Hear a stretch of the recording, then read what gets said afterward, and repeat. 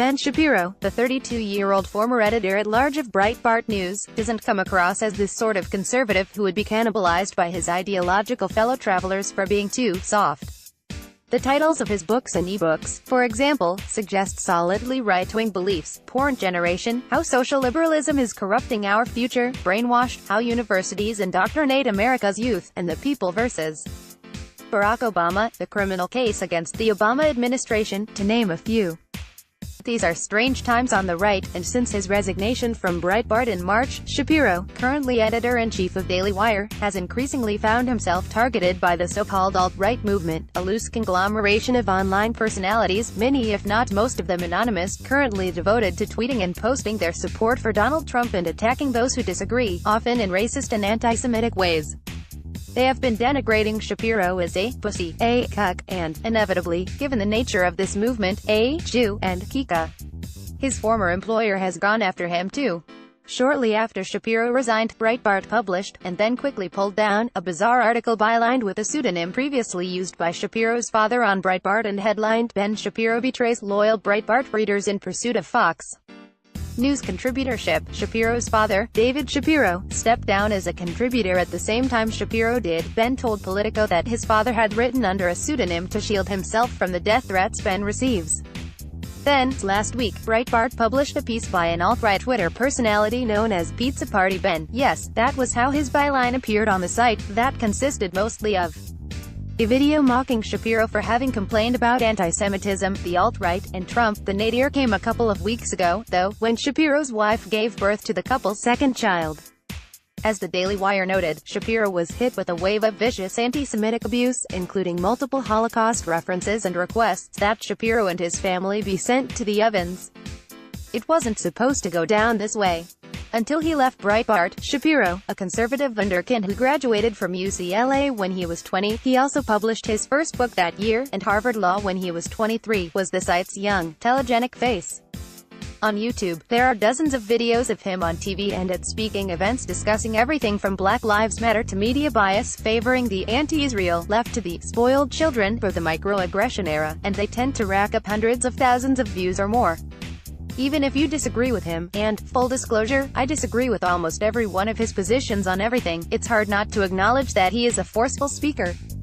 Breitbart made a regular habit of publishing articles about the protests and controversy Shapiro's campus appearances sparked. During the Republican primary, Shapiro supported Cruz, no surprise given that both men are staunch conservatives. But his overriding focus this campaign season has been on Trump, whom he views as not only a fake Republican, but a legitimately dangerous figure.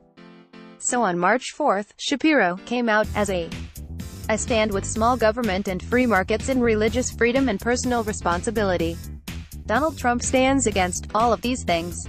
He stands for Planned Parenthood and trade restrictions and targeting of political enemies and an anti-morality foreign policy and government domination of religion and nastiness toward women and tacit appeals to racism and unbounded personal power.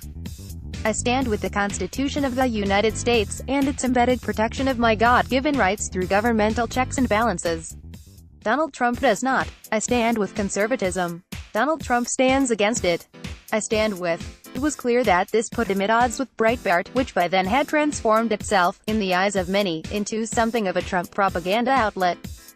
Breitbart employees themselves had taken note of this. Last August, BuzzFeed ran an excerpt from McKay Coppins' then upcoming book, in which he revealed that staffers at Breitbart believe the Trump has given money to cite for favorable coverage, as the headline put it. At a time when Trump had only recently established himself as the GOP frontrunner, Coppins noted that Breitbart had set itself apart by plastering its homepage with fawning headlines about the candidate, and all-caps assaults on his critics. Others noticed this too. By February of this year, Glenn Beck was angrily lashing out at Breitbart on his radio show for what he saw as overly favorable coverage of Trump, comparing the site's executive chairman, Steve Bannon, to Joseph Goebbels. At first, Shapiro didn't react to this shift. In the months preceding his departure, he explained to me, I didn't pay much attention to what else was going on the site. I wrote my pieces, but I didn't read the rest of my site, and I certainly didn't read the comments sections. He did get the sense, however, that the site's higher-ups were growing more and more comfortable stoking the racial resentment constantly bubbling up from its comments section. As rough as the rest of the internet can be, the Breitbart comments section is basically the sewer from Ghostbusters 2. It was the Michelle Fields incident that severed Shapiro's relationship with Breitbart, though. In March, Fields, then a reporter for the site, was grabbed hard by Donald Trump's chief of staff, Corey Lewandowski, after a press conference in Florida.